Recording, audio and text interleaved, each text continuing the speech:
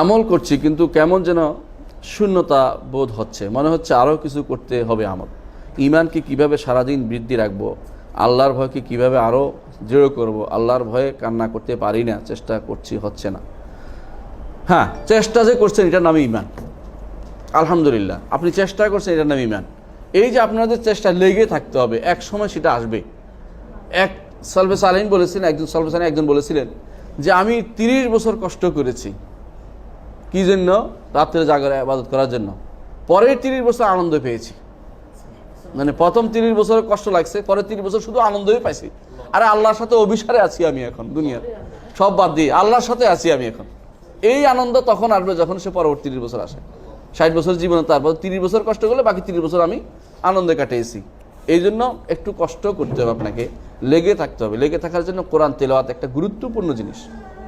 অর্থসহ বুঝে কোরআন তেলাওয়াত করবেন, ওয়াজ শুনবেন, ভালো মানুষদের ওয়াজ শুনবেন, ভালো মানুষদের সাথী হবেন, পরিবেশটা ভালো রাখতে চেষ্টা করবেন। আপনার পরিবেশ, স্বামী পরিবেশ, যারা ঘরে আছে সন্তানদের মধ্যে দিনী পরিবেশ রাখুন। সবাই যেন দিনের কথাই বলে, তো দেখবেন যে আপনার মনে হয় যে আজ যদি দুনিয়ার কথা বলে, দুনিয়াদারের কাছে কিছুক্ষণ চললে আপনার ইচ্ছে হবে যে একটা বাড়ি করি।